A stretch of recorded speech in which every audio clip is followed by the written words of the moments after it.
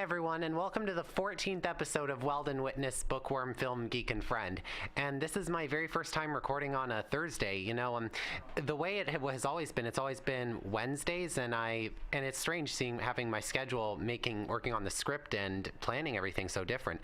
So a lot of people know that the first segment I always do on Weldon Witness has something not to do generally with books and movies and TV shows. Well, last time I did my favorite episodes of Monster by Mistake so far, the cartoon that I had been looking for since I was 15, and I wanted to talk to you a little bit about that now. So I found the cartoon, and now I'm able to see all of the episodes, but I don't have forever to watch them. I have to be able to watch them within a certain time period. I won't bore you with the details, but as a result, I've been doing my best to watch as many as I can and be able to save them personally, but, well, every time a Monster by Mistake episode appeared while it was still missing, it felt a lot more special to me than it does now.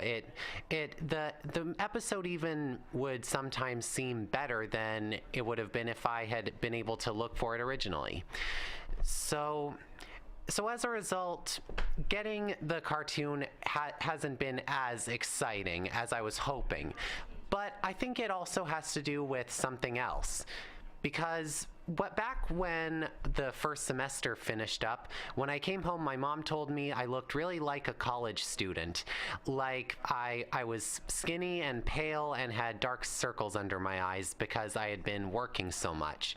But it's also because of a personal belief I believe strongly in, that stuff like a cartoon and all these books and movies and clothes and new video games, they can bring you a bit of cheers and joy, but they're not going to bring real happiness. Real happiness comes from people. It comes from your friends, family, and company.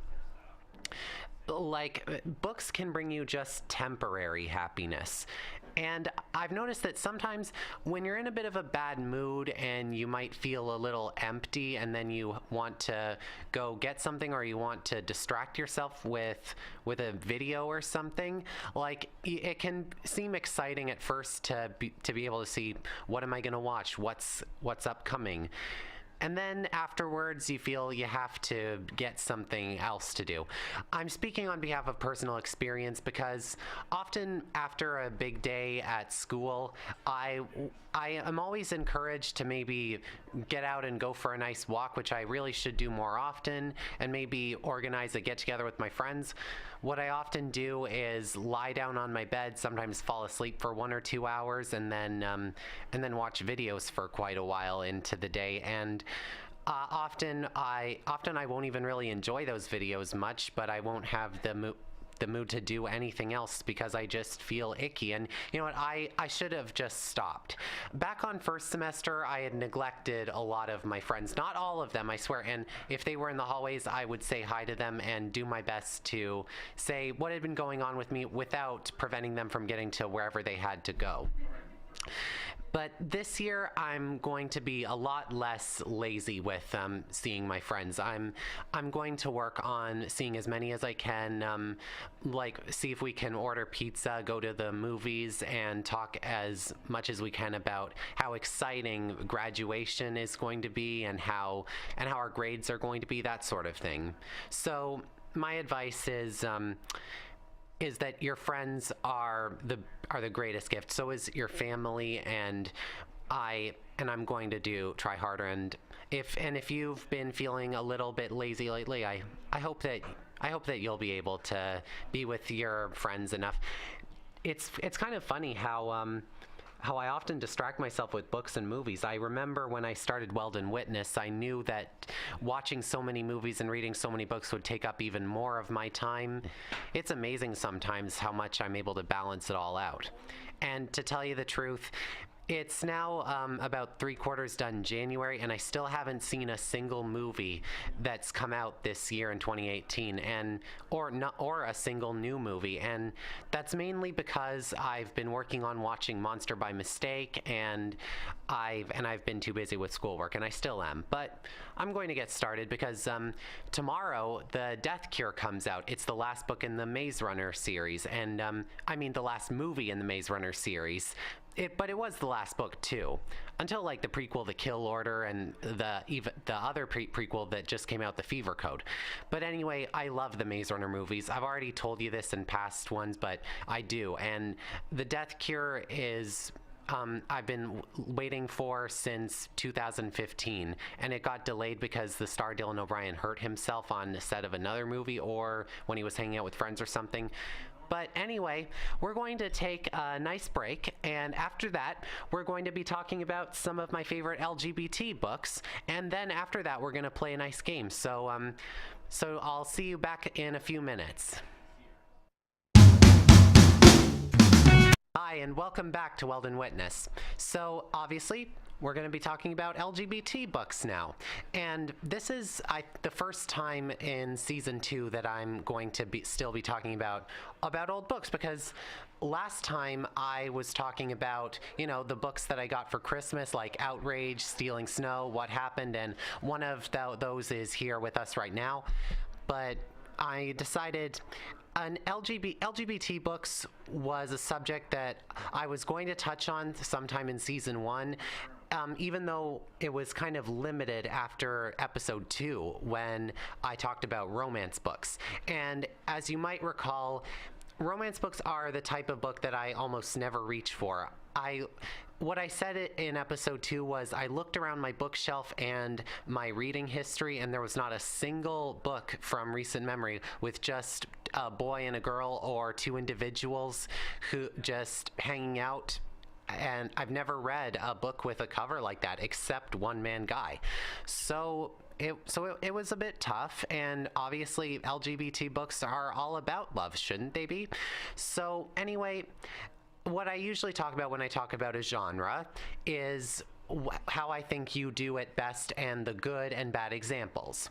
So it's a pretty simple explanation for what I think makes a good LGBT book. You have to obviously know the community. You have to know the individuals who have had to come out as gay or bisexual or transgender or lesbian or queer or whatever other sort of letter is put into the acronym. You have to understand that these are normal people just like everyone else, and you have to understand that pretty much all of them have had to go through a phase in their life where they were unsure about themselves, and if they aren't out of the closet and scared about the consequences of coming out of the closet, then they have already come out of the closet. I've said come out of the closet like 3 times already. And they've all of a sudden built more courage around being accepted, or they've gotten used to a lot of abuse in their lives because of it. You have to understand these different characters. And also, personally, I like books that are LGBT themed, but generally not focused primarily on that. I mean, there are exceptions. There are exceptions to pretty much every rule that I talk about on Weldon Witness. It really depends on just the individual project. However, I tend to like sci-fi or fantasy or horror novels or that sort of thing with an LGBT section to really make it come home as an excellent and relating read. So let's see, which one? Yes, the first example that I wanted to talk about in good LGBT is Proxy by Alex London. It's a duology starting from Proxy and Guardian. And Marie Lu, the author of the Legend trilogy, had given praise saying, off the charts amazing, and then put down what you're doing and read this book right now. Alex London is a force to be reckoned with, and he really is. Proxy is a dystopia duology about, well, you could call it an upper class and a lower class, as simple as that, but there are proxies and patrons. Proxies are from the lower class, patrons upper class, obviously. And you see, this world is designed so that patrons have so much extra privilege that if they end up doing something wrong, like they end up skipping school or they end up performing a crime, then it's the proxy that takes the punishment, and the patron has to watch them as a reasonable punishment, even though it's not reasonable at all, to make them have a bit of a guilty conscience. Sometimes it works, sometimes it doesn't in the patron's case, but proxies basically become proxies because they have no other choice when it comes to earning money. And so the proxy in this case is someone named Sydney Carton, or Sydney Carton. I basically rolled the T unintentionally, but some might remember Sydney Carton from, I think he was a character from A Clockwork Orange, or there might have been someone else, but basically, yeah, Sid's real name is Yovel, but this world basically has proxies that borrow from old names of literature. For instance, there's a Tom Sawyer and there's an Atticus Finch. And so basically, Knox ends up throwing a big party for him and a strange girl. Well, I wouldn't say strange as in fantastical, but she's basically a stranger to him, and in a car accident, he ends up accidentally killing her, supposedly, and Sid is sentenced to life in prison because of this, and he can't stand it anymore. He has to get out of this system, and the only person that can help him is his patron, who has a thing with technology. And so they end up on the run together, plus another individual. I won't spoil who, but basically, you might be thinking already, this isn't like LGBT centered. And yeah, what I meant about sci-fi or fantasy that doesn't focus entirely on the LGBT theme, this is a perfect example, because it was the very first book where I read that a boy straight up kissed another boy. And it was very different for me. And let's just say that the proxy first book ends in a tragedy of a climax that leads to one of the most heartbreaking and unforgettable endings I've ever read in my life. I admit, I noticed some typos in both of these books, but I can relate to that. I understand how easy it is to miss something. Even in Hillary Clinton's autobiography, What Happened, there were one or two little grammatical errors, but it happens to the best of us. But anyway, I ended up giving it a 3 out of 4 in the end, originally a 2.5 out of 4, because it took a little bit of time to get into, but I thought about it more and more, so I upped my grade. And Guardian is an even more interesting chapter in the series. Think of it this way. You remember the Hunger Games, about how the entire series was about destroying the Capitol's grasp on the 12 districts, or 13 in a way? Well, and how the Hunger Games ended with Katniss and Peeta having a baby and the Hunger Games ended.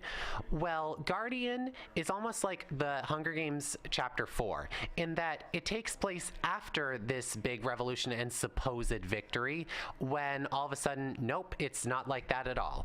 It was a very big treat to have something that original, and it is just as cute, and it basically, it puts you in a good mood, and it has so many instances in both of these where you might feel like you're covered in scum and oil and BO, or you might be choking on perfume in the upper class. And Alex London is great, and I can't wait to read his next book series.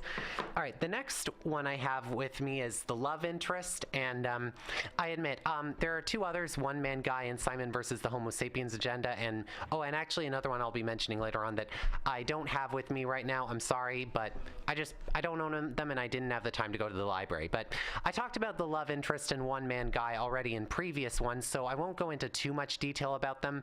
But basically, One Man Guy is about a 14-year-old who's just not exactly battling, but is in constant conflict with a family that clearly loves him, but doesn't treat him with the most respect or trust. And it's filled with delicious food and hilarious and relatable instances, such as Alec Kadarian having to go to summer school even though his grades are completely fine, and him meeting a cool guy named Ethan Novick, who once started a food fight in school because to protest baggy pants, and just how good his hair is, and how just jealous Alec is because he's the image that he always wanted to be. Like, Alec and Ethan was one of the cutest couples that I read about back when I read the book in 2016, I think it was. And the love interest is just as cute, except I was in a reading slump when I read this book, and I wasn't sure how I would like it, because it is basically two boys fighting for a girl, and the one that doesn't get the girl is going to die. That's how the love interest society works. But, well, it's it's certainly something more than just that, and not just because it's in the LGBT section, obviously as well. The books where I think where a couple says "I love you" or "There isn't anything I wouldn't do for you," which is this book, it really makes you feel like humanity might be good after all, and it does fit a lot into this one standalone, and the love interest put my faith back in how good standalones can be. All right, so now first, only some so-so examples. This is Openly Straight by Bill Konigsberg. I almost mixed up the S and G in Konigsberg. But basically, it's about a boy named Rafe Goldberg. Yes, and yes, he's gay, but he used to be out of the closet, but now he's back in the closet. You see, he moved about several miles to this all-boys school named Natick. And the reason why is actually very interesting that we learn about a quarter way in. You see, back at his old school, he was branded as just the gay boy. In fact, he was into sports, and I think it was football, but when he caught the final ball to win the game, the headline for their school paper was "Gay Boy Wins Game" or something, almost as if his sexuality had anything whatsoever to do with the fact the game was won. It made him very uncomfortable, and it made him feel very alienated. Even though he wasn't really bullied, he was just uncomfortable with life, so he decided he's going to start his life over in this school and brand himself as the normal, as just openly straight. And his former best friend Claire Olivia and all his parents, they completely object, but they don't really understand. And maybe he doesn't understand either how much of a gift it is to just be who you are. But basically, Rafe ends up still falling in love with a very hot, buff guy named Ben, and he didn't expect it to. So it has great qualities, and that message that it gave, I had never thought of it that way before. However, it's still another good thing. Sorry, I forget the however for now. It also really does feel like an all-boys school. Like the attitude every boy has, like that some of them listen to police scanners, a lot of them love to play football and go out to parties, and some of them are very messy, and some of them are kind of strangely tidy and orderly. And now for the however. There wasn't really a big countdown in this book. It just seemed like day-to-day life sometimes, without just anything that really makes you feel something bad is about to happen or what's going to happen next. It all feels a little bit too much like a lesson book, if you ask me. There's a sequel called Honestly Ben that just came out last year, whereas this book came out way back in 2013, and I'm sort of interested in that because of the ending that did leave me cold, which caused it to just be a 2 out of 4, but it's still good message and good setting. And now I'm going to be talking about one of the most critically acclaimed LGBT books out there. It's called Aristotle and Dante Discover the Secrets of the Universe. And that's, from what I remember, an 18-syllable title. But it's about a Mexican-American named Ari Mendoza, I think, and he basically lives just alone with his mom and dad after his 2 older sisters moved away to post-secondary education and his bigger brother is in jail. And he's really an outsider, pretty much friendless. He's just mad at the entire world and he doesn't know why. One day he decides to just go for a swim at the town pool, and he meets another Mexican American named Dante.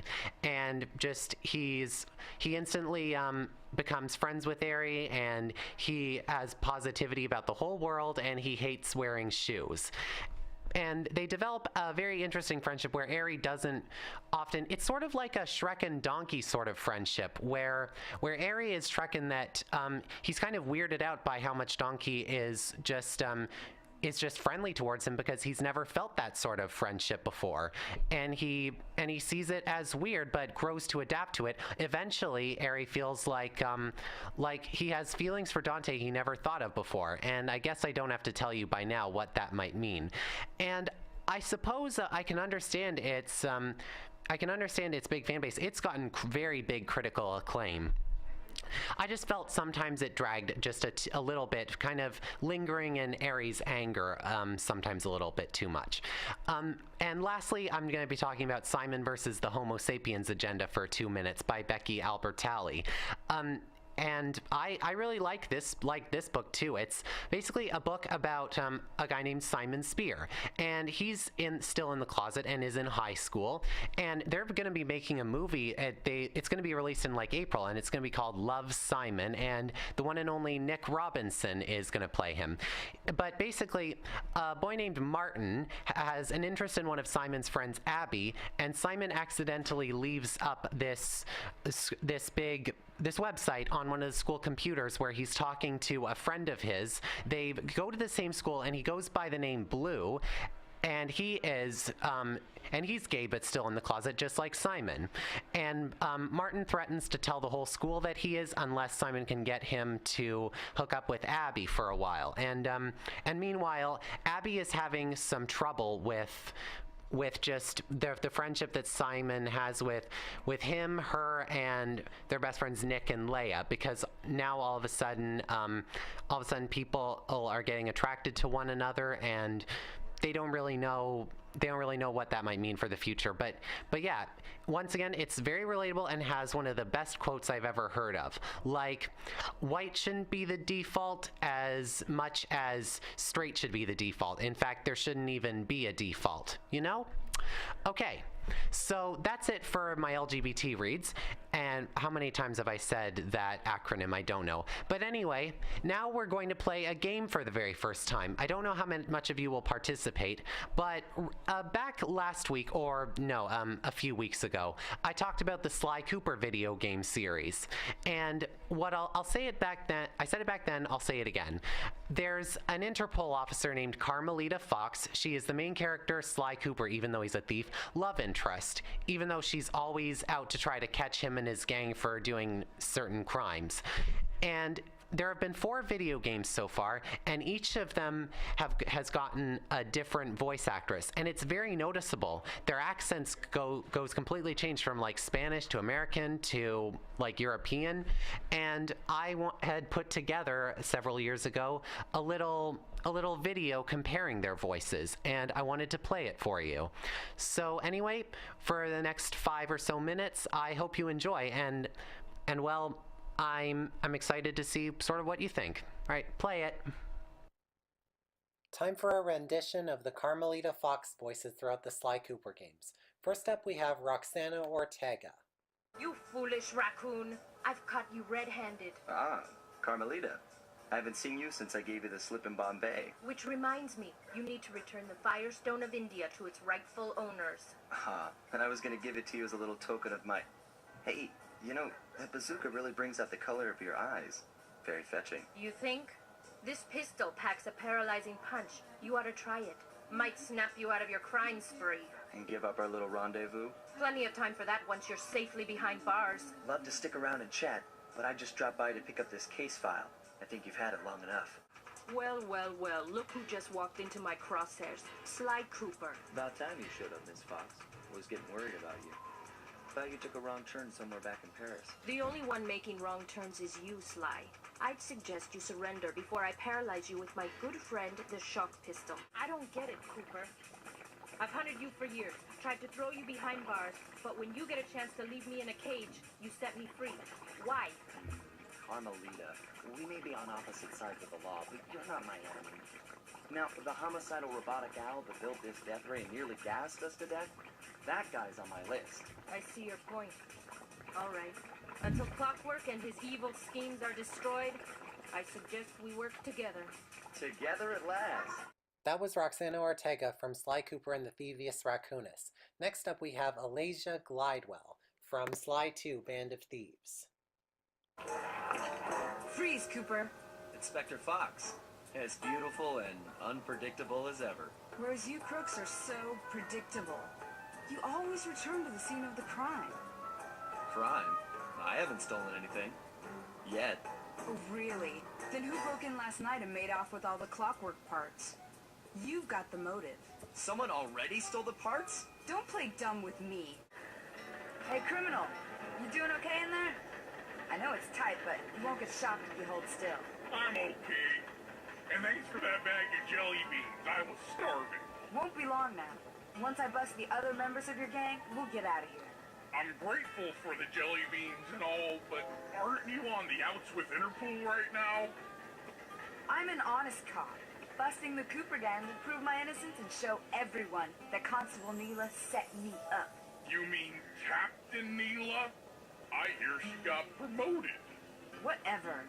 Just sit tight. I'm going to look for your pals. Look, Sly, for once, let's cut the flirty chit-chat and get down to business. I need an experienced tail gunner. Jump in and grab the gun. We've got a bird to take down. That's not flirty chit-chat? Very different voices, right? Next up is Ruth Livier from Sly 3, Honor Among Thieves. Let's get back to business. Now, where was I? Hold tight, boys. The power's on the fritz again. It'll calm down in a few minutes. Freeze! The lot of you are going to jail. Never, ever freeze. I need immediate pickup. Criminals are headed east. All units converge. Roger. Sorry, Cooper. This time I've got you surrounded. Ha! Blast it, Sly. Why run? Why not face me like a real man? Mess with me? That little punk is gonna eat dirt. Hey! You're that cop hag that busted me back in Mesa City. Mugshot, alias Two Gun Tony, also known as Meathead Mugshot. 7 foot 3 inches, 324 pounds, wanted in 7 countries with 13 outstanding warrants for your arrest. And yes, I'm that cob hag that put you away back in Mesa. And last but not least, we have Gray Delisle, who played Carmelita in the latest Sly Cooper game, Thieves in Time. Hola, my name is Carmelita. This is my first time ever trying one of these internet dating sites. I'm not that comfortable to be on the camera. I am looking for... I don't know what I'm looking for. I do know what I am not looking for. I am not looking for a conniving, two-bit thieving raccoon! Hi. I'm sorry. I should say that I've spent the last few years in a very dysfunctional relationship. But that's all in the past, and now I'm ready to move on and begin a whole new life. So if you don't have a criminal record, or live in a van with a turtle and a hippopotamus, or sneak around in the middle of the night breaking the law, send me a message. We can go out for dinner like two normal people on a date. Talking to each other, telling stories, going salsa dancing, not pickpocketing wallets, stealing jewelry, and busting into the restaurant safe! I guess the bear got away, huh? Carmelita, it's good to see you. Uh-huh. I'm only talking to you because I have some information for Bentley. I've been tailing Grizz on my own, and I have the security codes and full schematics for his mountain base. Wow. Thanks. You're welcome. So you'll get it to Bentley for me? Of course. I'm headed back to the hideout now. But wouldn't you rather hand it to him yourself? Maybe I should. After all, you're not exactly trustworthy, are you? Ouch. So, we're good, right? Don't push your luck, Ringtail. So we're going to take another break, and afterwards I'm going to be talking about the Yu-Gi-Oh! TV series. So I hope you stick around for that, and I'll see you in just a little while, okay? Thanks.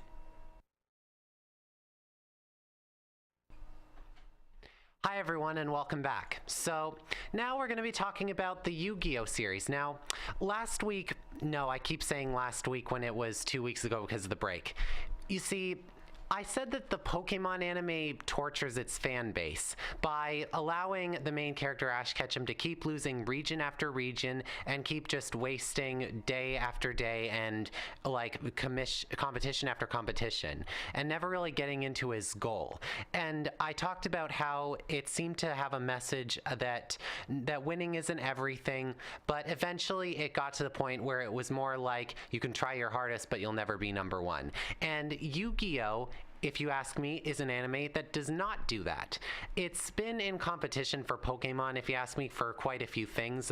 Yu-Gi-Oh! Is like the biggest card game in the entire world, and it spawned a lot of different versions as well. Whereas our main character Ash Ketchum has traveled to several different regions, the Yu-Gi-Oh series has had several different names, like Yu-Gi-Oh GX, Yu-Gi-Oh 5Ds, Yu-Gi-Oh Zexal, and others that I haven't seen. So I wanted to talk to you about them. So basically, for those who don't know and who basically have lived in a cave, Yu-Gi-Oh is kind of the same thing as the card game that it inspired. The card game in the actual series is called Duel Monsters, but it's more popular as Yu-Gi-Oh. It's basically a card game about featuring monsters, spells, traps, and I was going to talk to you about how everything works, but I knew that I would probably just bore you out, and it's a lot easier to learn how to play it's a lot easier to know the rules when you actually play the game, not when you hear it from someone else. So I wanted to talk about the original, and I don't have as much to say as the others because I was a baby around the time Yu-Gi-Oh was first being made, between 2000 and 2004. I saw like the final season, the final fifth, but the other 4 seasons, they aged before me. And so basically, Yu-Gi-Oh is about a boy, named Yugi, simplistic at that, but he basically is able to put together an old Egyptian artifact called the Millennium Puzzle. And when he puts it together, he summons an old Egyptian pharaoh from thousands of years ago and makes a friend in Yugi.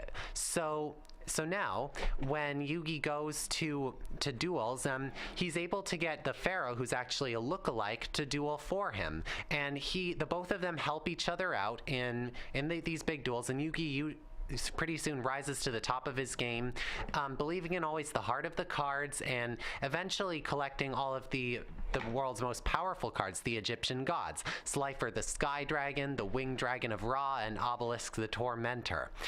And it basically talks about the fantasies that Yugi and his friends have to go through concerning the Millennium Puzzle, and competitions that try to take Yugi's spot as the king of games after Yugi beats Kaiba at, Battle City, I think it was. It's actually a very good duel that I went back and watched. But the final showdown is basically of Yugi and the Pharaoh, with the Pharaoh's ultimate deck versus a deck Yugi put together on his own. And also, I would say that the 5th season, it does kind of resort to more of the Egyptian folklore than the actual duels, which can sometimes leave kids like me a bit bored. And that's why I would give it a 2.5 out of 4 if I ever rate TV shows. But at the same time, it's beautifully animated, and I love Yugi's hair. Everyone else will too. And I think it's more than good enough to start the universe it created. Now on to Yu-Gi-Oh! GX. This was my real childhood. Instead of it being Yugi this time, it's a new main character named Jaden, and that's the thing I like best about Yu-Gi-Oh! Instead of having our main character just move to a different place and abandon all of his friends and Pokemon, we meet an entirely new main character, whereas the old main character completed his journey. I really like that. And so this Jaden Yuki, he's you could say a slacker, but he's the most energetic guy you'll ever meet. He cracks jokes and never gets really scared about dueling. He always sees the fun in dueling, at least when he first starts out at Duel Academy. Basically, he gets enrolled as, you could say, a Slifer slacker. That's what the Reds of the Duel Academy are basically treated as. There's Ra Yellow and Obelisk Blue. You could probably tell where those came from. But let me just say, I think that Slifer the Sky Dragon is more than powerful enough to call itself just one of the most powerful cards in existence as it is. So basically, I think what made Yu-Gi-Oh! Just amazing with its card game was its characters. These characters, they end up always giving deliveries for voice acting and bodies of all different shapes and sizes that help them seem like they're both individual duelists who both have a different talent and personality for the card game. And the fantasy that I focused most on was the one in season 2 with a satellite that was going to, I think, blind everyone or destroy the Earth, something along the lines of that, and a deity that was possessing a man named Sartorius. And the first person, I think, to actually beat Jaden Yuki at a game, Jaden supplied the elemental hero monsters. For this guy, Aster Phoenix, it was the Destiny heroes, and they managed to make up all sorts of duels that make it seem like the main character is never going to get out of the dilemma in the duel he's made. But yeah. And by the way, Yu-Gi-Oh! GX was English dubbed for like 3 seasons, and then there was another season, like hit Jaden's graduation year, and Jaden wasn't having as much fun dueling as much as he used to, and the main characters say so. And then he thinks, come to think of it, all of the duels he's been in recently has had his life on the line, so it's been a lot more serious for him. So I think it's a great way to say that dueling is supposed to be fun. It's not supposed to be about life or death. And next up, we have Yu-Gi-Oh! 5Ds. This is the best one, if you ask me, and I hope a lot of people would agree with me. Whereas Yu-Gi-Oh! And Yu-Gi-Oh! GX had model citizens as main characters, this main character is named Yusei Fudo. Taking place about 20 years after Yu-Gi-Oh! GX, there was a big explosion at a nuclear reactor separating Domino City and cracking it in two, and the smaller half is now called the Satellite, which is basically a junkyard island where it's basically like the lower city in Proxy. And Yusei is trying to connect the satellite in New Domino City, and he doesn't care what he has to do to get it. And Yusei is running from the law in a world that actually now has turbo duels. Is basically duels on motorcycles, and the rules have been changed a little bit when you're a turbo duelist. When you do a regular duel, it's pretty much the same thing. They also introduced synchro monsters, which is something I've really gotten used to and I think was a great idea to begin with. The Yu-Gi-Oh! Series, they keep coming up with new different monsters, like XCs and whatever one the next one created, but basically this Yu-Gi-Oh! 5Ds was the very first time I was in the feet of someone treating police officers this way, and let's just say that we see the real darkness when we find out about a place called the Facility, when it's basically their term for a maximum security prison. When someone commits a crime heinous enough to land them in there, then they're given a marker. It's basically a big yellow sort of print with a black outline somewhere that could go on your cheek or your forehead, and you have it for the rest of your life. And that it's basically a sign saying I'm a criminal, and that's like a very cruel thing. And they use this marker to often track you. There are ways to jam the signal, but yeah, basically after you have that marker, you're in the view of sector security the rest of your life. And also Yusei is a real hero. He wants everyone to be happy. He wants no one to have to go through what him and his friends in the Satellite have had to go through. And and even though he's a very serious duelist, you can see that he appears to have a little fun here and there. Also, it also has main characters that have stories just as complex as Yusei's, especially this girl named Akiza's, who has got this mark on her arm that Yusei also has, something that connects all sorts of duelists. 5D stands for 5 dragons, but for Akiza, this is more of a curse for her. All of a sudden, she has psychic powers she can control, and everyone is afraid that they'll get hurt with her, and so she feels it's better to live behind a mask. And when she ends up in this big competition and is pronounced the Black Rose, named after her Black Rose dragon, like everyone calls her a freak, a witch, and saying that everyone should just send her away. If this wasn't rated R, I can't imagine what else she'd have to go through. But basically, Yu-Gi-Oh! 5Ds is a very grown-up anime, but still maintains its fun of dueling, and I would give it a perfect score in my book. It's good, it's great all the way. And now the last one I'm going to be talking about while we still have time is Yu-Gi-Oh! Zexal. And this was the part where, just like Pokemon Black and White, I ended up quitting during this one because, well, I was going through a lot and I was getting a bit exhausted from it. I was about to go into high school, and my first book was about to be self-published, and it also seemed like Yu-Gi-Oh! Zexal was a bit of a stretch. Yu-Gi-Oh! Zexal takes place in a very futuristic world called Heartland. I was fine with that, and the main character is now named Yuma Tsukumo, a 13-year-old boy who probably has the lowest dueling skills out of any of them so far. That doesn't necessarily mean a bad thing. He learns to duel a lot better, and sometimes his mix-ups can lead to some situations where he has to get himself out of it. And he ends up meeting, you could say, a ghost or a being from another world named Astral. Okay, I'll wrap it up. I'll wrap it up now. I'll basically say that that Astral's goal is he has to collect all 99 of these special number cards. And when I found out about that, it seemed like a little too much a big stretch, especially considering how much time and effort it can take to get one of these number cards. So I would say that there's now then there was Yu-Gi-Oh! Arc V and then Yu-Gi-Oh! Vrains. And at this point, it seems like they've stretched the franchise a little bit. Like, they're probably not going to ever discontinue it for a long time because it makes a lot of money. And I can understand that. But I would say the first ones were a lot better. And maybe I'll check out Yu-Gi-Oh! Arc V, and maybe I'll check out Yu-Gi-Oh! Vrain sometimes. But just for now, not that interested.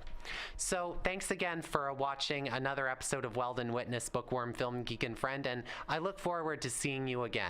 Hope you enjoyed.